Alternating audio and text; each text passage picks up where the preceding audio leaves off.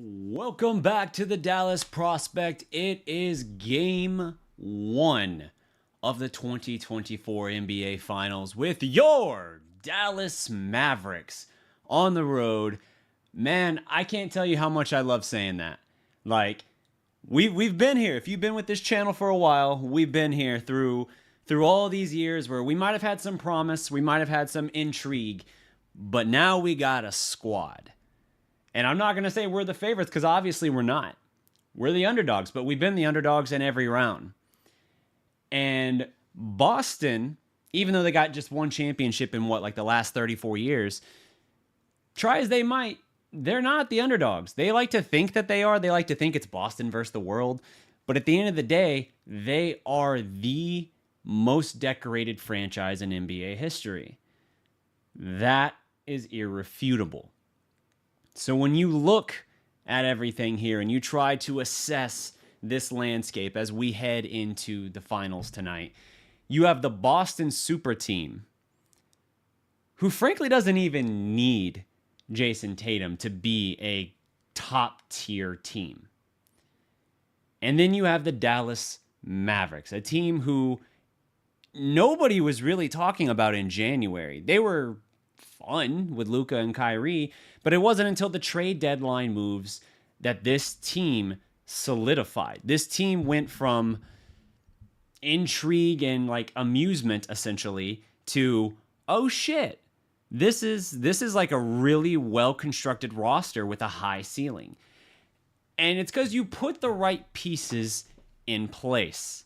You have your defenders, you have your athletic wings who can be versatile, who can switch up who they're guarding, and who can knock down timely three-pointers as well. PJ Washington in the regular season for the Mavericks was not a solid three-point shooter, but he has absolutely found his three-point stroke in this postseason. In certain series, he was unstoppable. He was a man on a mission. Others, against the Timberwolves, he didn't have a great offensive series, but he still hit some majorly timely baskets. That is a trend I'm expecting to continue for Dallas, because as we look at these two teams here, it's clear Boston is going to be the favorite. They're back to full strength, just like Dallas effectively is.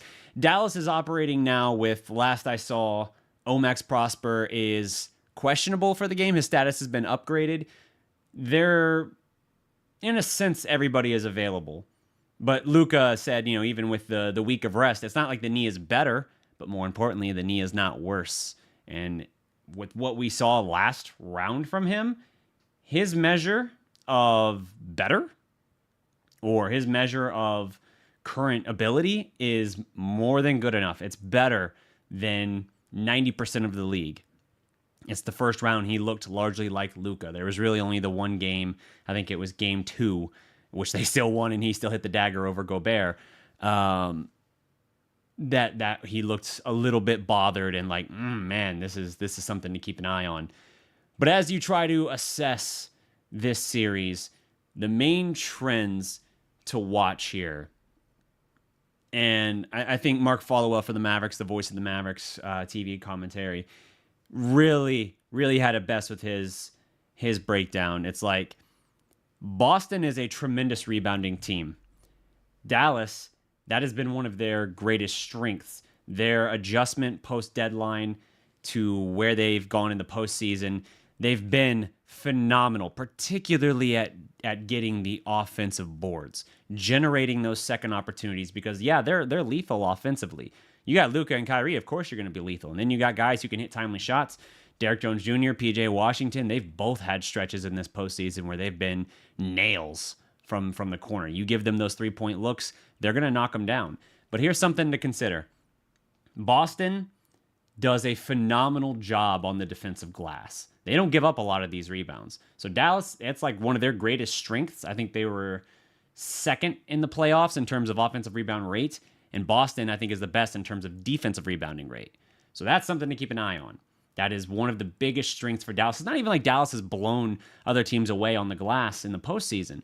They've won in, I think, I'm trying to remember the percentage. In the majority of the games for the Mavericks this postseason, they have won the battle of the boards, and that's been huge. Boston's edge in that regard is best, though, because they've been 6 boards per game better than their opponent in the postseason. Part of that's who you play, and we know what we've talked about with Boston and who they've not had to play, rather. So that is something to consider as you try to assess and guess at what we're going to see.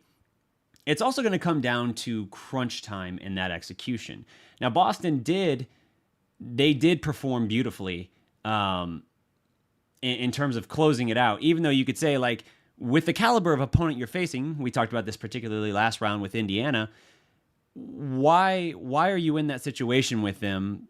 Maybe that's a different question, but nevertheless, they came out unblemished in those matchups. So Boston in crunch time has been phenomenal in these one-possession games. Dallas has been very good, but not quite. Dallas has had more of those kind of games, but Boston is unblemished on that. So that is something to kind of keep an eye on. Boston's ability is challenging. So their rebounding prowess, the fact that even though Boston, they're not a team that shoots a lot in the paint, that's not where the majority of their points come from, but they are damn proficient when they do it. So Dallas's interior defense, their ability to generate their own offensive rebounds, and their ability to try and to create in the corners is going to be something to watch. Boston allowed the worst shooting percentage, which is rather to say, not that, they were what, 30th in that? No. Flip the meaning. Flip the meaning if I'm not wording this clearly enough. Boston did the best job defending the corner 3 this year in the regular season. And they've been largely the same in the postseason as well. Boston is going to be really, really tough because, yes, those opportunities that have been there for Dallas, particularly that Thunder series, that was probably the hardest brawl of a series so far for the Mavericks. That series absolutely tested them, but OKC conceded those corner 3s, and it's not like that was just their special magic strategy for Dallas. They were doing that all regular season. I think OKC allowed like the second highest percentage of made 3s for an opponent. Like for opponent made 3s, it was the second highest percentage from the corner. It was like 13.8% of opponent made 3s against OKC came from the corners. Boston's the opposite. So that thing that has been bread and butter for Dallas, also going back 3 years ago when they had that run against the Warriors, it's really the same position here. The bread and butter of the Mavericks is those corner 3s. You get the penetration. Back then it was Luka and Brunson, a little bit of Dinwiddie, but really Luka and Brunson. Now it's Luka and Kyrie, and the corner 3s, those guys got to eat. And they have done so at different times in this run. Different guys having their moments. Derrick Jones Jr. has been phenomenal shooting 3s since the OKC series. PJ Washington, huge in that OKC series, the first half of it particularly. And then he had timely baskets and timely makes from that department in the last round as well with the Timberwolves. So all of that to say, the things that you do well, Boston on paper does match well. And Boston's personnel, their top to bottom depth is formidable. There's a reason people have been saying it's kind of like a super team. What I'm pointing to if I'm Dallas is Boston has not been tested. I got like 6 mosquito bites on my neck, so I keep scratching at my neck unconsciously, but it's because I was working out in the yard earlier and I got like 6 mosquito bites. Dallas and their ability to attack the paint, create those looks, they got to knock them down. But compare that to Boston, who has been largely untested through most of this postseason, right? It's more about who they didn't have to play than who they actually played. When you look at that on paper, you say, yeah, you've had crunch time wins, but you also have had to do it against guys nowhere near the stratosphere of Luka and Kyrie Irving. That is something to take into consideration. I don't know what it's going to amount to. All I know is that if a close game emerges, which if you look in and Followell again had a great stat on this. I'm piggybacking on what he said on Twitter. If you look back to the 2011 finals, Mavericks and Miami, that series had 4 games that were basically a one possession game, and always coming down to crunch time, always coming down to final moments. The finals, more often than not, will have 3 or so games like that since 2011. 3 such games would qualify for that marker. So crunch time historically tells us it will factor in. Okay, well, it's a good thing you got probably the best closer in my opinion, and I don't even know how much of a controversial opinion that would be, but Luka Doncic, and then you've got the guy with just ice water in his veins, Kyrie Irving, who is absolutely one of those top tier closers as well. Great that you can feature both of them. If you've got Lively and you've got, to a lesser extent, Gafford, but really Lively is going to be huge, I think, for Dallas in this. His versatility, his ability, because Boston doesn't have, like we had with Minnesota. Minnesota played in their heavy rotation 2 guys that you didn't really have to guard. Anderson, yeah, he made a couple threes. He actually did surprisingly well for his 2-factor authentication jump shot. But even still, they had guys that you didn't have to guard or really concern yourself with offensively. That's going to mess with your spacing. That's going to mess with a lot of things for your team. Compare that to Dallas, what they have. They've got a lot of good two-way depth, especially at the top end of their rotation.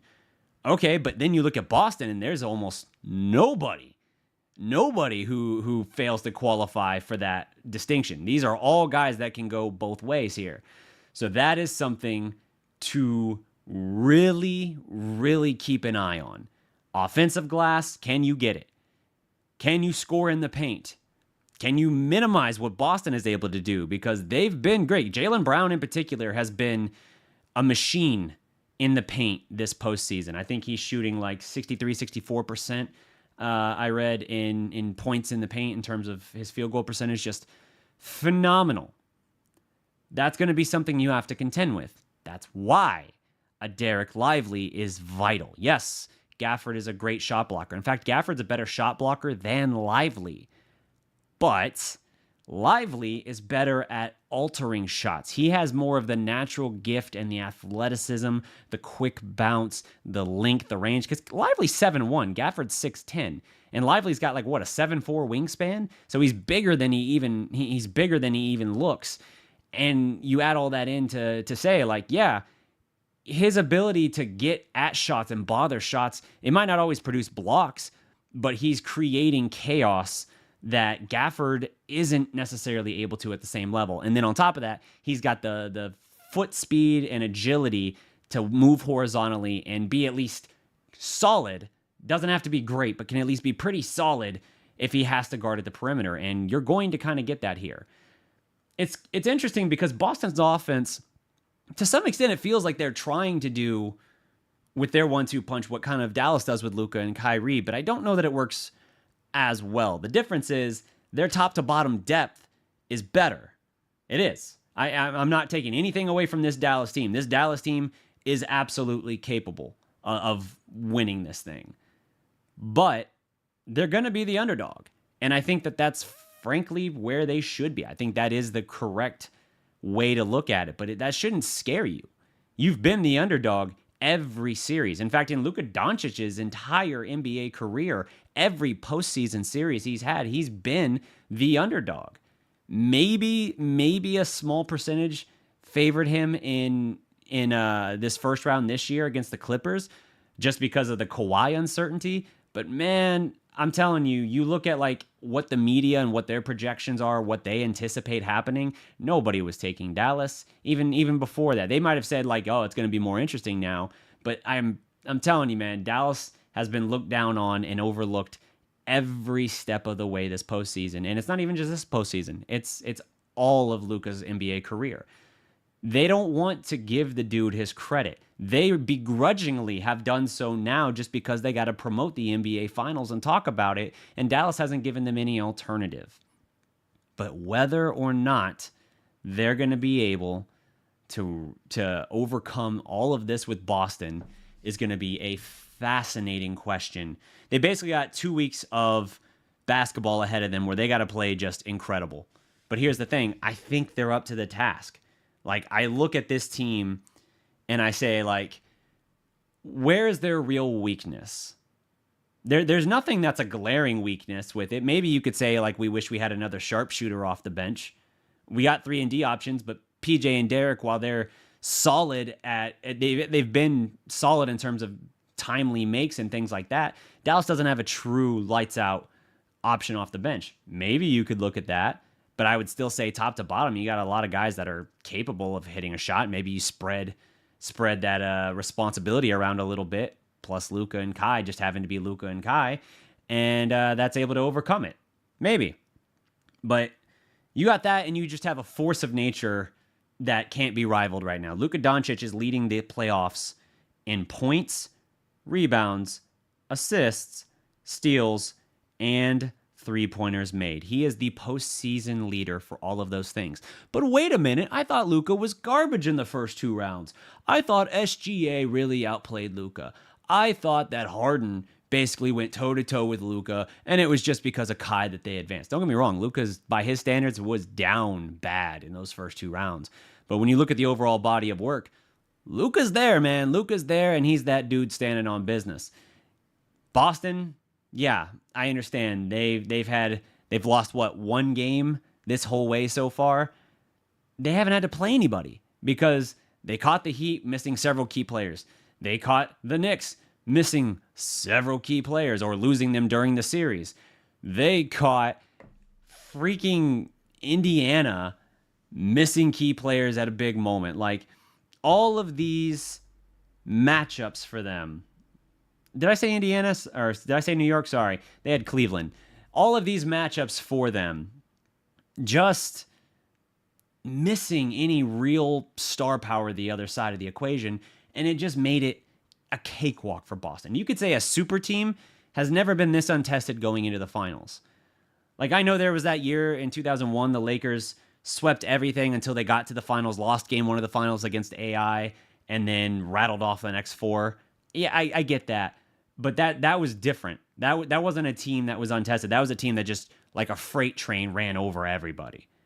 The only team to land one on their chin was Philadelphia and Iverson.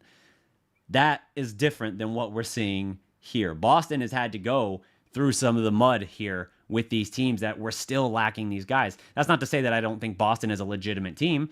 I just think that they haven't had to play flawless basketball at that. And the reason that they've escaped games with, like, Indiana, for instance, I know they had 3 of those games come down to crunch time, really had everything to do with the fact that push came to shove, they still had their guys, and those other teams just didn't have what they needed to combat it. Big game. What's good, man? TGK, what's good? Pivot here for a fun stat. So KP is playing tonight. He's confirmed that. He is back for Boston. So now amid all these storylines, you got Kyrie versus Boston. Specifically, the first 2 games back in Boston. You've got Luka versus Tatum, finally shutting up that debate one way or another. I say finally. It's not going to shut up regardless of what happens. If Boston does end up taking the series, then yes, you're going to have pundits just saying, it's a closed matter the one time they met, regardless of what happens. Because people only want to act like it's a one-on-one situation and like the supporting cast don't matter when they're trying to have these fake pointless debates. They never want to talk about what the actual equation looks like, right? When they talk Luka versus Kawhi, for instance, like, oh, well, Dallas finally beat them, but it was without Kawhi. Let's talk about the supporting cast Luka had those first two matchups, shall we? Or are we just going to pretend that this is just as simple as 1v1 superstar versus superstar? So it's Tatum versus Luka. It's Kyrie back in Boston. It's Boston again trying to get its, second championship in 34 years. It's trying, it's Luka versus KP. All of that is there and in the mix. But this stat tickled me when I saw it the other day. Career postseason games. Kristaps Porzingis, 14 career postseason games. Derek Lively, the Mavericks rookie center, 16 career postseason games. Oof. Availability is sometimes your best ability. And KP, historically has not had it. He's also not come back well historically from injury. This injury that he suffered this time, obviously not the same as like the meniscus or other issues that he's had before, the ACL. But man, KP, I'm not going to completely shade the dude. I understand he's probably one of the few Mavericks that kind of walked away from whether it was the end of the Carlisle era or just talking about Luka in general and not necessarily being the most beaming. I think both of them tried to be generally cordial about it, but they didn't click for whatever reason. I don't think there's actual animosity there, but they didn't click and vibe in that way. And I think KP himself at times has shown great maturity and kind of acknowledged in interviews, whether it be a podcast or just an interview of some other nature, kind of acknowledging like, yeah, you know, JJ Redick's interview on his podcast, that was it. Kind of acknowledging like, yeah, you know, I think at the time I was still, as JJ Redick put it, full of piss and vinegar, just trying to say that like, no, I'm the guy, or at the very least, I'm an equal to you. Nah, man, you weren't. Now, to be fair, you found a little something of yourself in Washington, and you've continued to find something of yourself in Boston, but it was when you finally were humbled to such an extent that you had no choice but to reel it in and say, like, I will be a very solid role player. I know my assignments. I'm going to stick to those. I'm not going to try and do everything. KP putting the ball on the deck to try and make a play happen, his stint with the Mavericks was painful. It was almost always an immediate turnover or a janky shot that had no chance of going in. It turned the corner for him when he went to Washington. In Boston, there he's continued to build on it. But I'm going to be interested to see how he looks coming back. You could argue to an extent that Boston, I know statistically they weren't better when he was gone, but I think certain things did maybe vibe for them better with Horford there as opposed to KP. So that will be something to keep an eye on. But also don't act like the Mavericks are untested. Like, as much as people want to talk about Boston's defense, we've heard it every round of the playoffs. It's going to be Paul George, maybe if he's there, Kawhi, Terrence Mann. These guys are going to hold down Luka. They're going to keep him in check. It's not going to matter. Didn't stop him. Like, everyone assumed that they would be able to do that. And yet it ended with a 4-2 Mavericks series win. The Thunder, Lou Dort, J-Dub, Case and Wallace, they're going to be able to hold him down. Luka was badly hobbled in that series, and it was still a 4-2 Mavericks win. Timberwolves, their wings, their relentless defensive presence, a historically good defense, unbelievable defensive presence, and the defensive player of the year. Yeah, that was 4-1. And Luka burst out in a big way and dominated that series. So why, when we look at the fact that the Mavericks ran through, here's of the top 10 defenses in the league this year that the Mavericks ran through on that run. Those three teams I just listed. OKC was number 2. The Wolves, depending on what you want to look at statistically, how you want to look at that, Wolves were, I think, number 6. The Clippers were 10. I think the Wolves overall had a better defense than that, but this is just the stat I'm looking at here. So Boston, who ranks like 2nd or 3rd defensively, I guess I just said Thunder were 2. So Boston ranking 3rd defensively. Yeah, they've got some really, really good defenders. Jaylen Brown, Tatum, Holiday, White. Those guys all have length, size, all of that. They're going to be tough. I'm not trying to dismiss that at all. But I do think it's kind of preposterous, the fact that people are just acting like, Dallas hasn't seen anything like this. Dallas hasn't seen this environment. Dude, look at some of the EuroLeague games and environments Luka had to play in at age 16 and tell me whether or not he's ready for this moment. You think Boston fans are going to scare Luka with some of the environments he's played in? No, I'm not worried about Luka at all. In fact, I think he's going to feed on that. In Boston, from a city cultural standpoint, they can't help themselves. They're going to go at Luka. We've already seen them wearing and printing and selling Luka sucks shirts, Kyrie sucks shirts, freaking shirts in which it's like, we remember, and it's literally like the Celtics mascot stepping on the decapitated head of Kyrie Irving. Like, wow, okay, Yeah, no, totally. Give our guys some fuel. Give us some motivation. We didn't need that, or rather, you didn't need us to have that. But you can't help yourselves. It's one of those cities, kind of like Philadelphia is one of those cities too. They cannot help themselves, but to poke the bear because they simultaneously think that nobody believes in them and that it's Boston against the world. But it's like, dude, everybody's been anointing you. Everybody's been crowning you. Nobody has talked about anybody. Once Denver went down, this became like a foregone conclusion in the mind of national media that this was Boston's title. They might have said like the Timberwolves are a great team and Dallas is a great team. Reluctantly on the last one, they might have said that.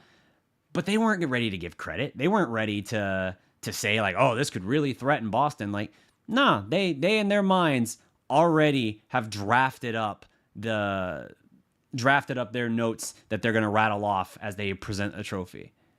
Fortunately, that's why we play the games. Because Dallas has been the underdog every round.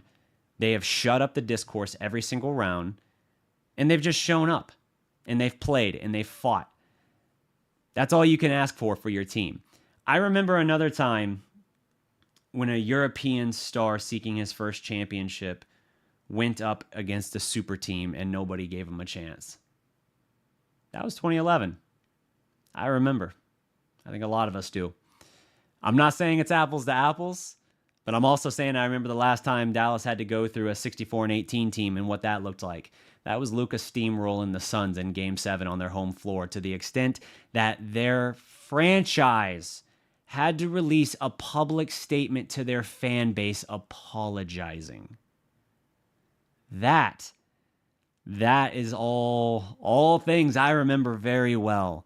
So as I look at this and I say, like, is Luka built for this moment? Hell yes, Luka is built for this moment. Is Kyrie motivated here? Some people are going to act like, some people with Boston media and all that are going to act like, oh, Dallas just looks like they're just happy to be here.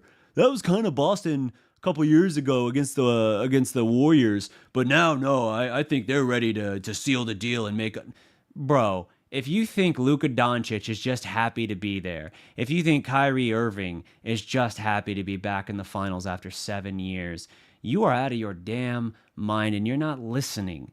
Because all week long in this media scrum and circuit that we ran, every one of the Maverick players talked about how bad they want this, how much they want this championship. Look, I said before, Derrick Jones Jr. could have taken more money and gone to Boston.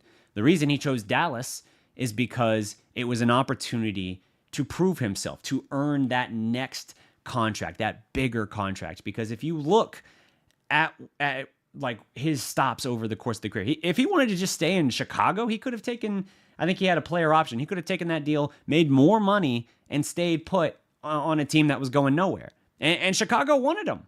Chicago wanted him. It's not even like he was unwanted and it was just like, I need a change of scenery. No, he just looked at it and he said, dude, at some point, if you don't get your bag, essentially, if you don't find your security and your payday, eventually you're just going to be nothing but minimum contracts and then you're just going to disappear 1 year. He could have gone to Boston and still taken more money than what Dallas had available to sign him. But he said, well, Boston's already like a super team. My role there wouldn't be as significant as it would be with Dallas. And if I'm in Dallas, I play with Luka and Kyrie. And, say what you want.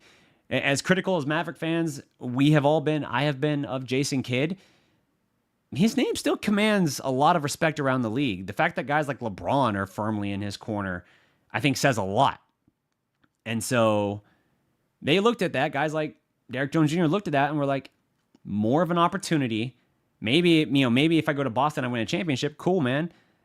Maybe I could still do that with Dallas, but like it's certainly not the automatic assumption that people were making with Boston. But he wouldn't have much of a role. So it'd be a title, yes, but it would probably potentially accelerate his role or his rate at which he would be minimum deal, and suddenly you're just gone.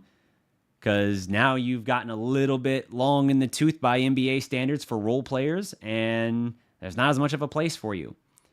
He's absolutely found a home in Dallas, and I hope they sign him. I hope they figure it out to keep him, because you just can't replicate. This isn't a situation you can moneyball, to use a baseball analogy here. You can't You can't just say like, well, I can get that production with this guy and this guy on smaller contracts than the new deal I would have to give Derrick Jones Jr. No. NBA is different.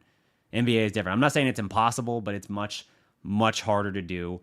And what guys like Derrick Jones Jr. bring to the table, the intangibles they bring, you just can't replicate. So he's probably the only guy it worked out great for. You know, we've laughed about like Kyle Kuzma and like, oh, how does it look now? You vetoing your trade opportunity to Dallas by saying, not vetoing, but basically refusing the trade to Dallas because you didn't think they were real legitimate contenders. I think the true loser in all this is Grant Williams, who kind of burned his bridge on the way out with Boston and then flamed out with the Mavericks in 40-something games. Ended up in Charlotte. Hey, your hometown. Good for you, man. But compare that to where he's now having to watch a Boston and Dallas NBA Finals. I think he's the only guy that truly lost this situation. Let's see. Let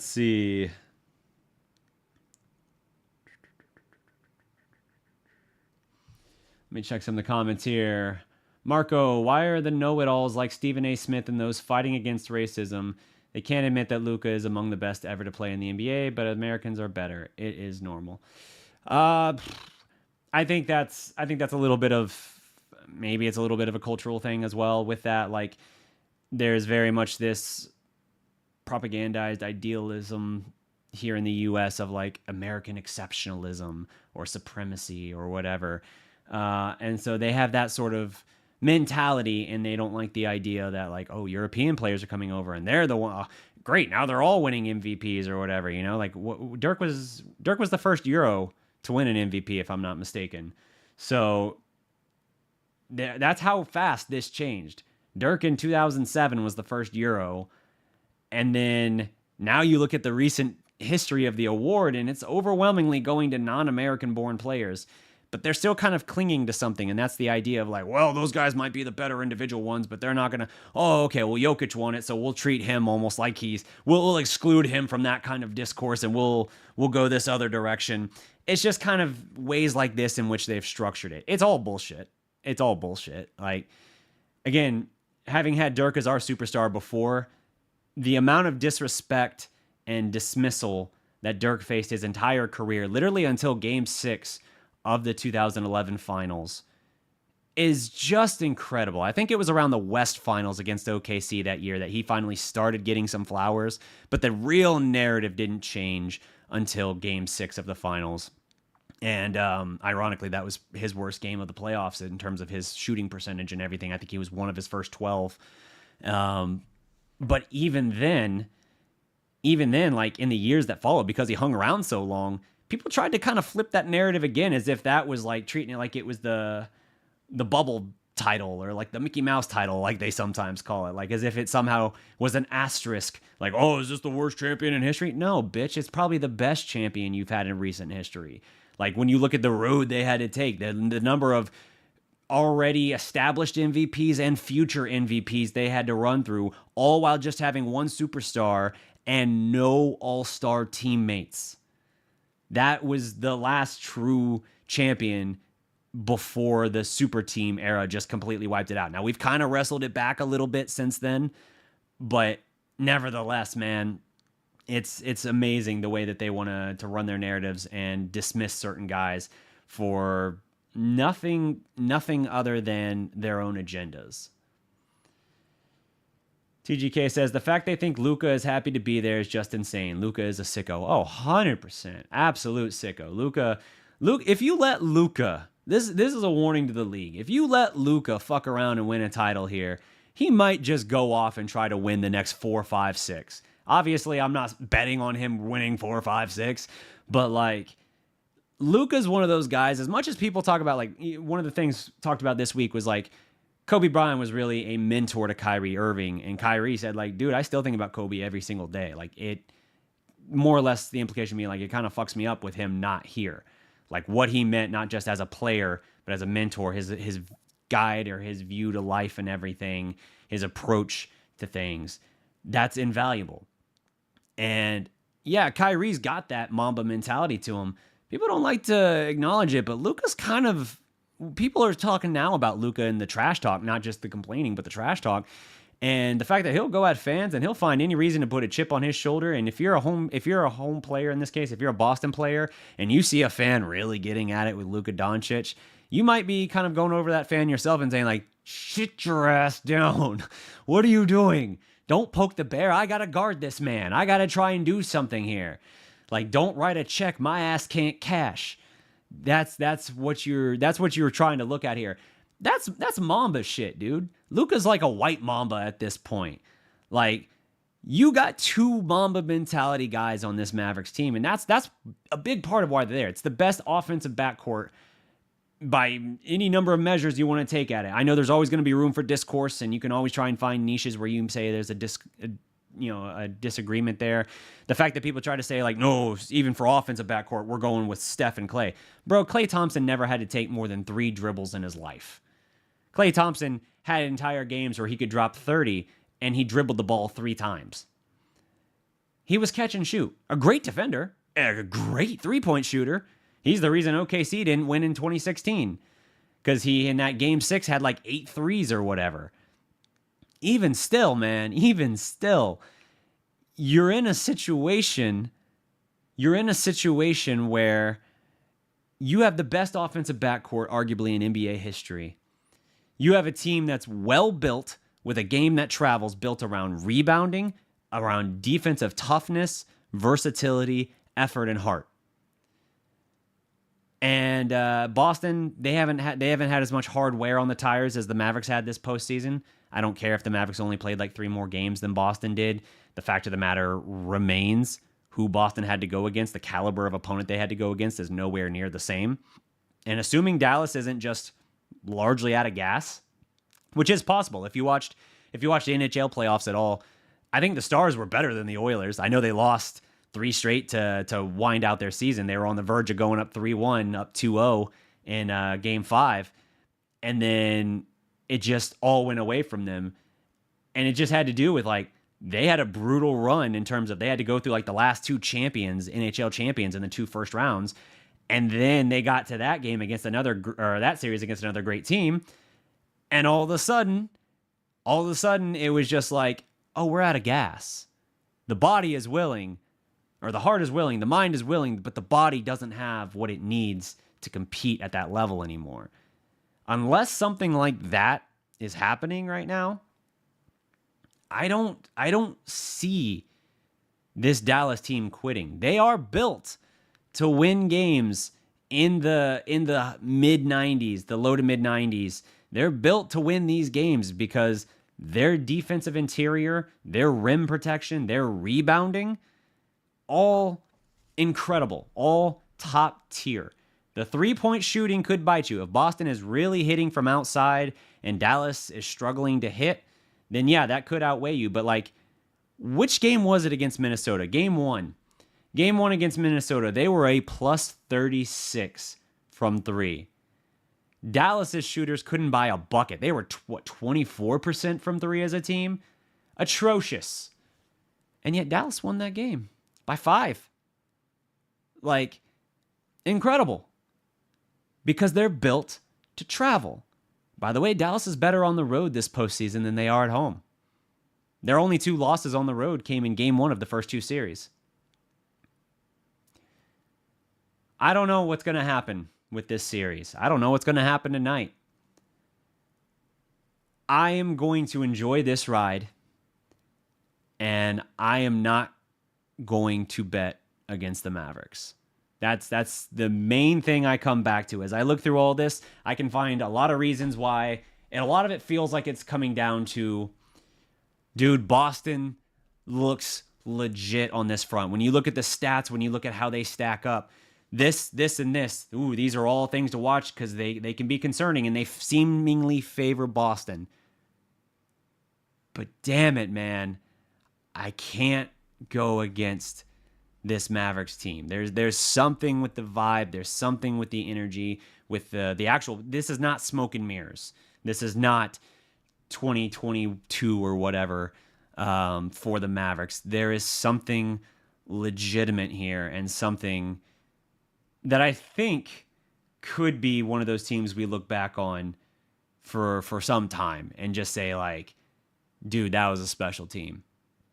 Like, regardless of what happens in this series, regardless of who wins, I think we're going to look back and we're going to say, like, that pairing of the backcourt, that collection of role players, the emergence of a guy like Derek Lively and what he brought to the defensive dynamic for this thing, just holy shit. This is that was a special team. And if it doesn't work out, it's going to be like, well, Boston was a super team and they had no challenge until they got there.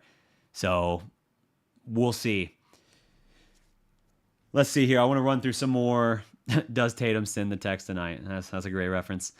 Here's some more stuff here. Notes. Kyrie Irving said, this was during the week at one point. He said, coming to Dallas, just being around J-Kidd, somebody who can also relate to me about being imperfect and having made mistakes in their life and being able to redeem themselves and persevere. Still answer to the naysayers, he says. Love that mindset. And again, it shows the respect and the appreciation that he has for his head coach. And that's one of the reasons I think this has worked here with Kyrie. It's not just his own sort of growth and maturity, and although that absolutely is worth a great deal, it's also the fact that he came and played for a guy he respected. He came and played with a guy who he felt he could relate to and who he grew up idolizing. So by the time he got here, it was like, you've got my buy-in, not just because I have to change at this point, not just because I have to move forward, but also because I understand, like, if I could have said, like, what situation I want to be in, this is going to be that situation. Obviously, him taking a 3-year deal here in Dallas is his commitment to it for a good stretch of his remaining prime. So all that worth mentioning. This is an interesting fun fact here. There's a finals record 13 international players between the Mavericks and Celtics this finals, which breaks the record of the 2013 Spurs, who had 10. The 2013 Spurs and Heat, I should say. It was that finals matchup that had 10. That's pretty impressive here.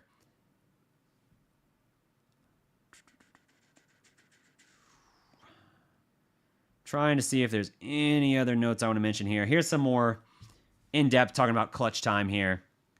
Mark Followell says, obviously it will take the Mavs being on point and playing up to their game in the finals. Boston, from a net rating standpoint, is as good an NBA team as we've seen in nearly 30 years. But I believe this group, and I think there are some key areas to focus on here as this gets started. He says, Lou Kai in the clutch. Regular season clutch records for the Mavericks were 23-9. For the Celtics, it was 21-12. Both of those are in the top 5, by the way. But not all clutch games are the same, he goes on to say.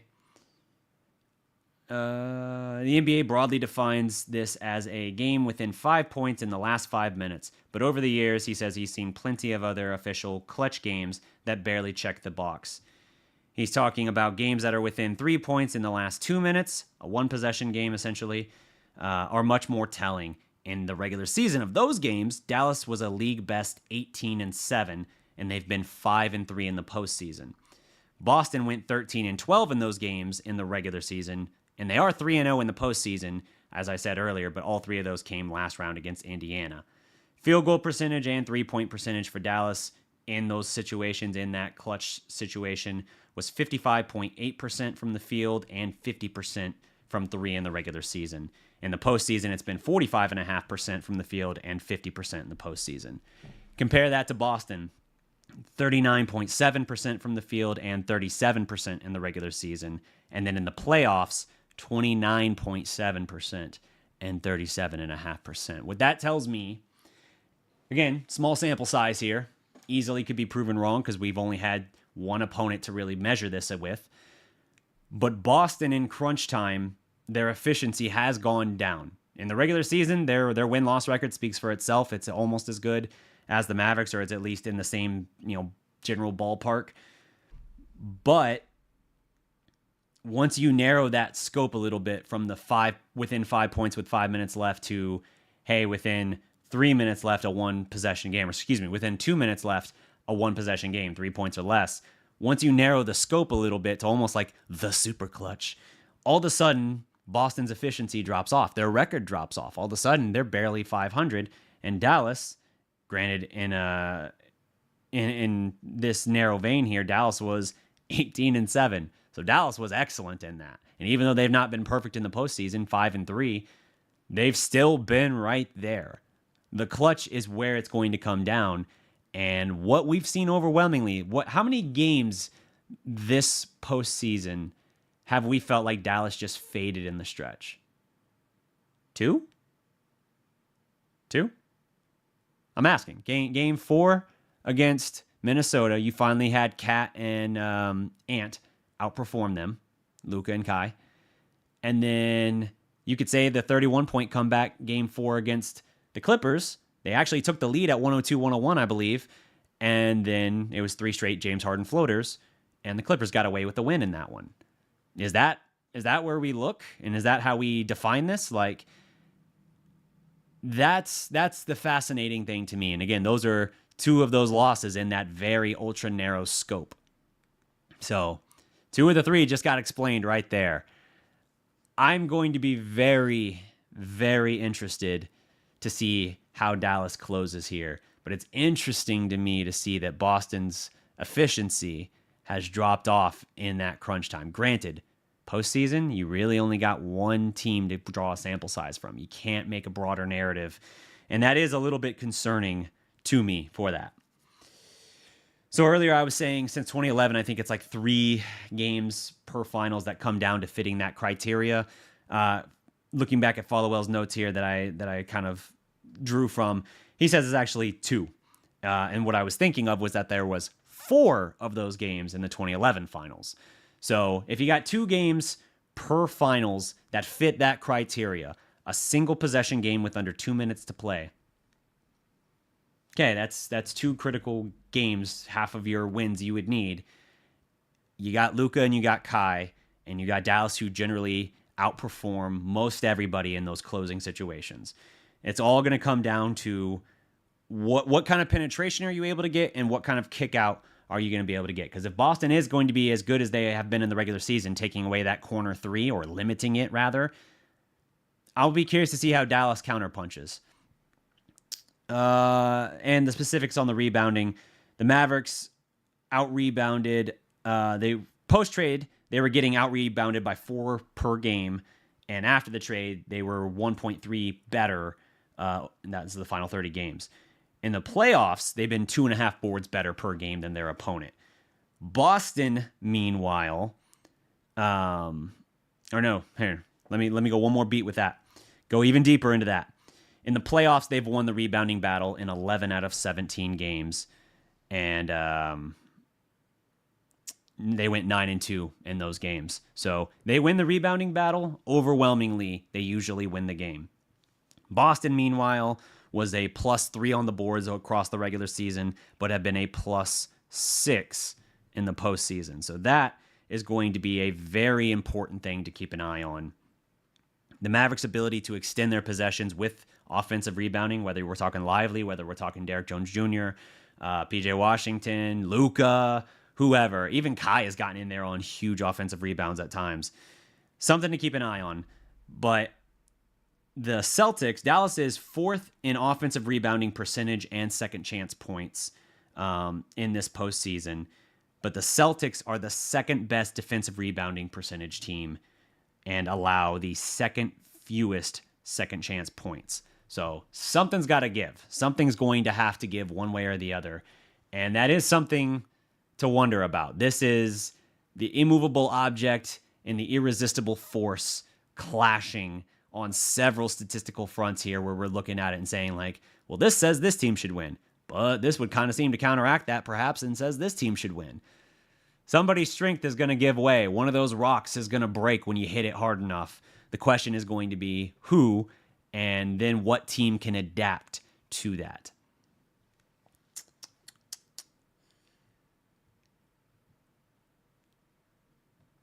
Let's see. Looking through my remaining notes here before I wrap this up.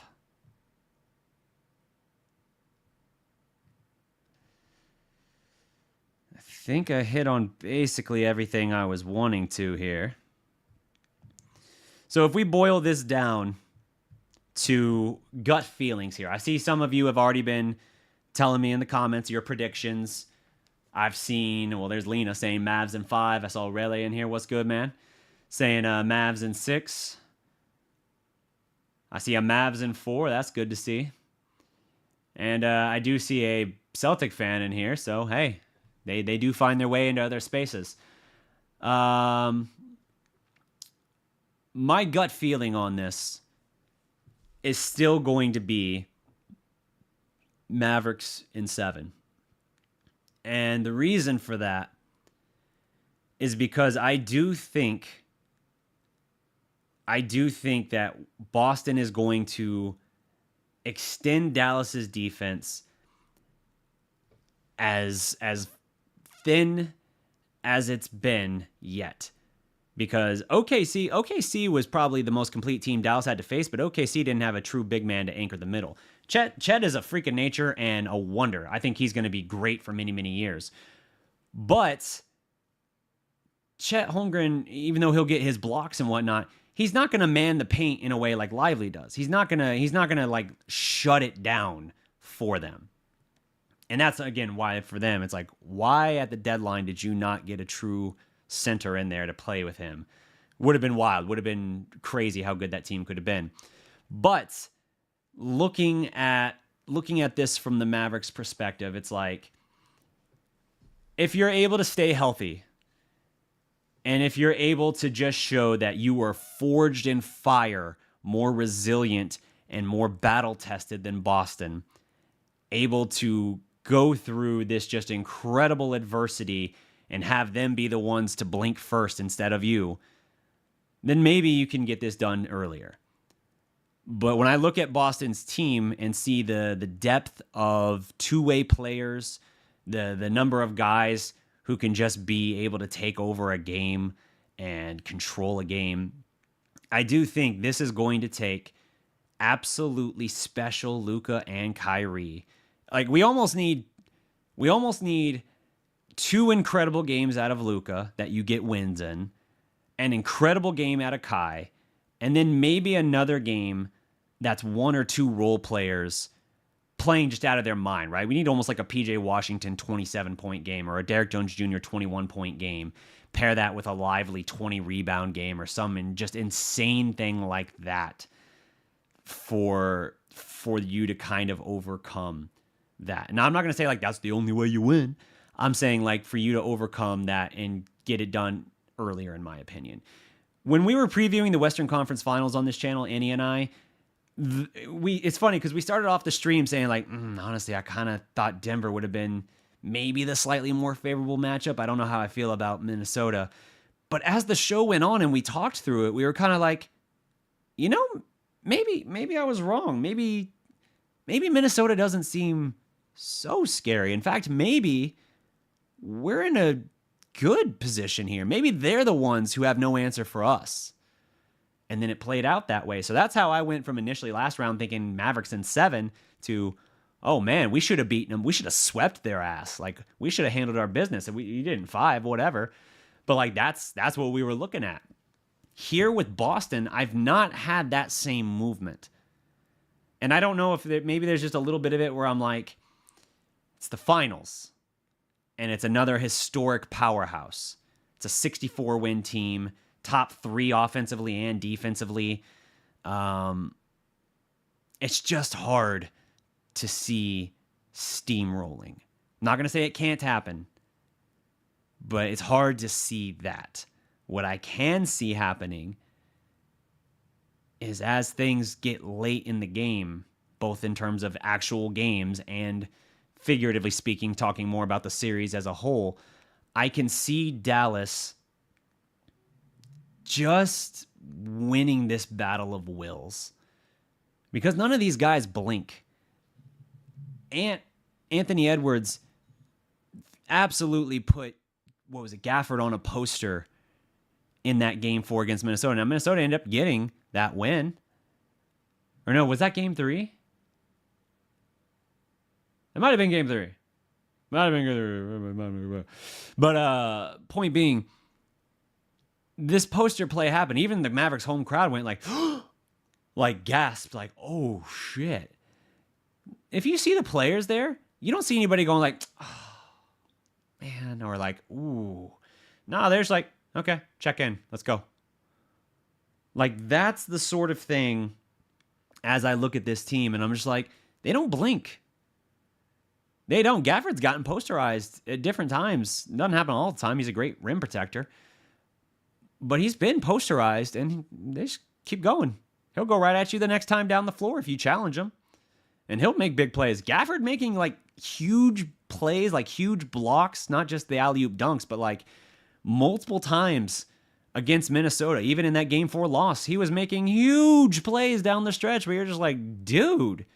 That's what I mean when I talk about a role player just stepping up and stepping beyond the limitations of what we project onto them, what we assume they'll be. Sometimes guys just look at these guys and they go like, all right, Gafford, you'll probably be good for like, I don't know, 8 and 5 a game, maybe average a block if we're lucky. Man, you get in that situation, and it could just be a matter of matchup. It could just be a matter of butterfly effect shit, where this guy steps just one hair out of position here, and so now all of a sudden he doesn't see you coming from the weak side, and all of a sudden you're able to make that game-saving block or huge momentum-changing play. That's the sort of thing where it's like, these guys can play over their head. You can have role players play over their head. It does occur all the time, even if it's a stage where you wouldn't think of a guy coming up. Think back, Game 6 in the finals, 2011. Flipping Jan Mahimi basically put a stamp on the game at the end of the third quarter. I know the game went into the fourth quarter. Dallas, pulled it away to 10 and then held on to win 105-95. But like, third quarter winding down, play breaking down, last possession. Jan Mahimi standing halfway between the free throw line and the low post, looking like he's trying to figure out where to go with the ball. He pivots left. He pivots back the other way. His defender's there. He can't find anyone to pass to. He turns and shoots basically a falling backward shot and just strokes it. Just savage. And when you had your third center, who's having to play minutes, by the way, because Brendan Haywood was injured, couldn't even play that game, but your third center is hitting a buzzer beater on you when your season is on the line, and you're just like, son of a bitch. Now we're going into the fourth quarter, and they have that extra little jolt of momentum. I swear Jan Mahimi had 4 more years of his NBA career because of that one play. I mean, really the game, but like that play, if you boiled it down to a single play, that was it. No disrespect to Jan Mahimi. I loved Jan Mahimi and what he brought to the team energy-wise. But even still, just wild to me looking at some of these things. Brian Cardinal, the custodian, had big moments in the finals against the Heat. Do you think LeBron, Bosh, and Wade were worried about Brian Cardinal in that finals? And he hit threes. He drew charges. He did the dirty work. That's why he was the custodian. Now we got a landlord. We're all about occupations here. The finals is a weird thing, man. Like, yeah, your superstars got to go be superstars. Yeah, your key role players got to go step up and shine like they always do. But you usually have just something unexpected. Somebody who steps up on one of the teams and just does shit where you're like, what's happening? Who are you? Why? Explain. Expound. What is happening? This doesn't make sense. Why are you hitting threes on us right now? Why are you getting these buzzer beaters or something, whether it's a shot clock or the end of a quarter, whatever? That's what all of this boils down to. And when the margin between these teams is this narrow, when they are this close, it sometimes is just that dude who shows up and just makes a play when nobody thinks he's going to. The guy who, for whatever reason, is going to make a difference from the end of the bench or middle of the bench, but not normally doing that. For the Mavericks equivalent here, Who would that be for the Mavericks equivalent here? I don't expect Omax to play. I know he's going to have availability. I don't foresee him actually getting minutes and play here in the finals unless it's one way or the other a blowout. But man, a Hardaway burner game would be so sweet right now if we could get one in these finals. Maybe it's Jaden Hardy breaking out. He started to emerge. Maybe he's your JJ Barea type. I talked about that last stream. Maybe Jaden Hardy is your JJ Barea, your instant offense off the bench, the guy who didn't really start to step out and become like a key piece to the overall thing until midway through the postseason. Really, that Thunder series was the first time he got like a real taste of it at all. And once they made those they won the last 2 games when he got that play. And then he was still solid at times really good in that Minnesota series. So maybe that's where you get it. Dante Exum, what, Jay Woods, credit.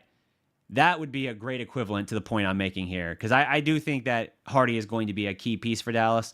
I think even with the limited exposure he's had in terms of minutes in the postseason, I still think he fits a little bit more of that known to me in terms of like people who see him coming in, they know like, oh, shooter, aggressive. He's going to attack. He's going to make split-second decisions, and he's going to be aggressive, and he's going to make some plays for others. They know that. Dante Exum would be a fascinating example of that. A guy who maybe it's just spot-up threes, but he watches the first one drop through the net, and we know Dante can be a little bit skittish sometimes when he's missed a couple. If he's shooting and it doesn't quite feel right, he's just like, ugh, no rhythm there. I'm going to just be a little bit not complacent, but a little hesitant to take the next shot if it's there.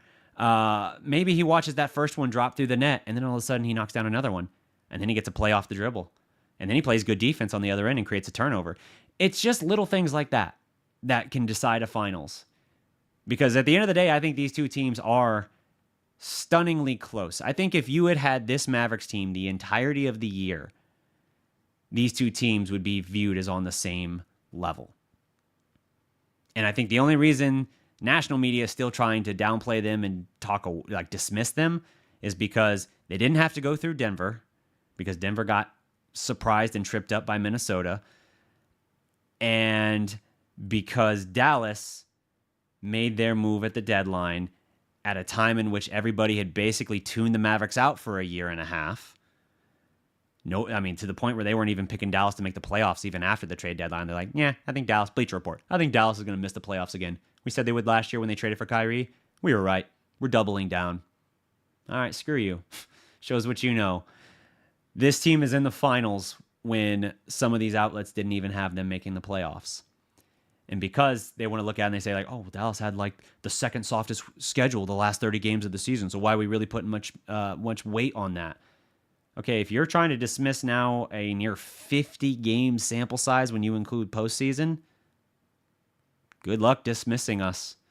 Good luck saying this team's not for real. One way or another, I think the media is going to have to put some respect on Dallas's name, and Luka and Kyrie especially. So we'll see, man. I still think this is going to be a 6 or 7 game series. I think it's going to be an absolute dogfight, and my only question for Dallas, can you stay healthy? And can you show that you still have enough fuel left in the tank to bring it home? Because you've gone through wars. You've gone through wars in these first 3 series. But now you're here. All you need is 4 more. Find a way to get 4 more games.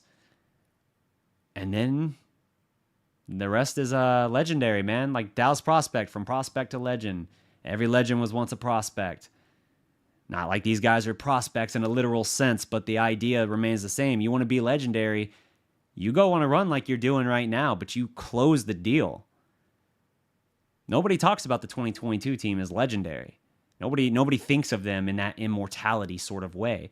They just say like, yeah, that was kind of a fun team. Wild, disjointed, definitely playing with fire and, held together by bubblegum and scotch tape. But yeah, they did things that nobody expected. That was cool. That was fun. They got hot at the right time. And Brunson broke out and got himself a huge payday, and to his credit has delivered on the promise that I didn't even think he would ever be able to deliver on. So good for him. Seriously, sincerely mean it.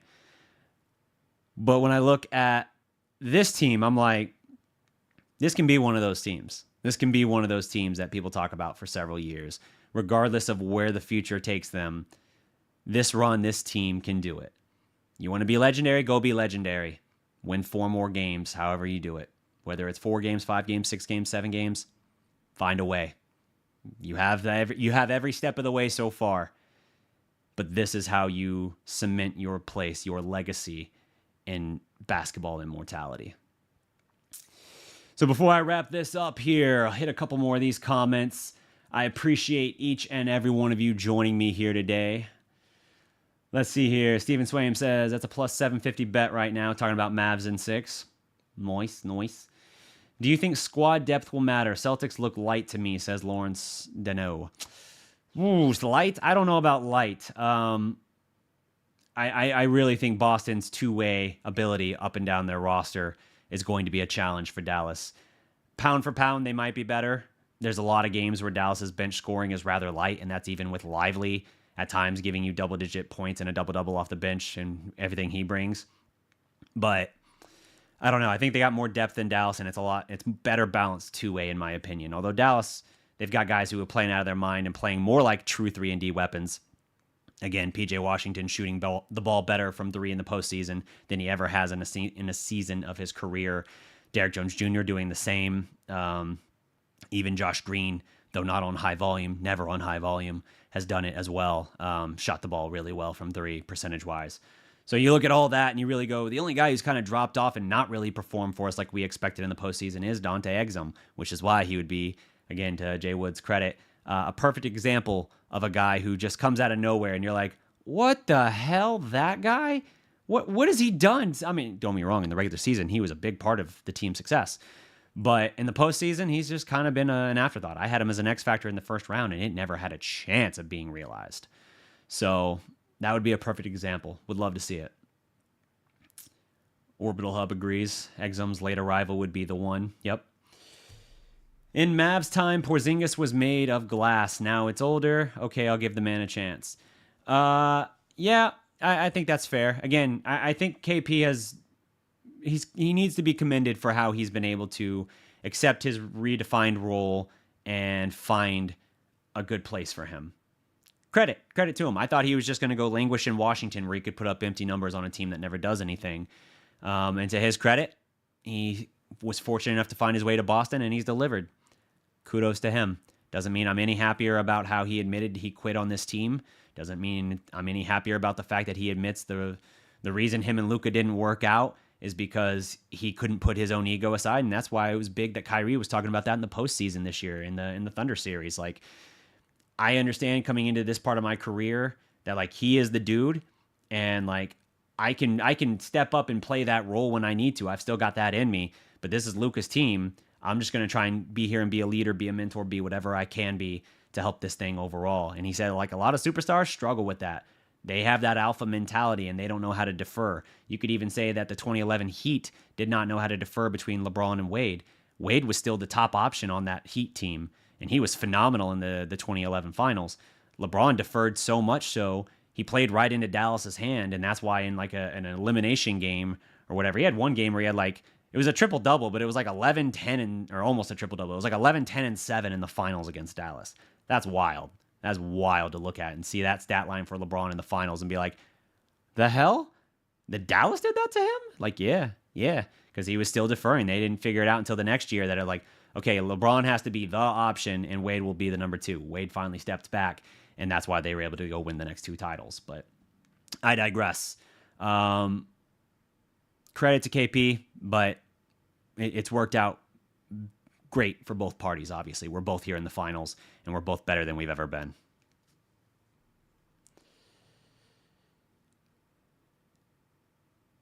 THJ, yep. I would love a THJ burner game right now.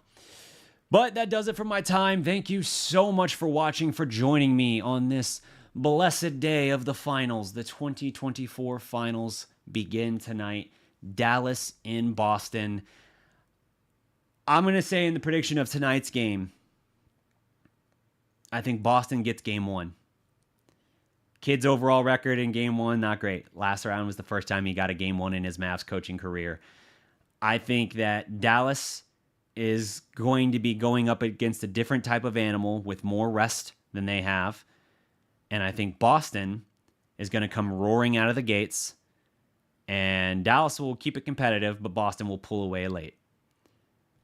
I think what is important is what Dallas takes away from this game. Kidd's adjustments game to game have always been very good. And I think he's going to see a lot of what Boston's doing, where their strengths are and all of that. And he's going to make adjustments that will allow Dallas to take game 2 and be split 1-1 coming back home to the AAC for game 3. But we'll see. Like the video, drop a comment below, subscribe to the Dallas Prospect. That's right. The black jerseys are undefeated. I love running out that mentality of game 1 for that. That's perfect. But until next time, guys, remember, every legend was once a prospect. Peace.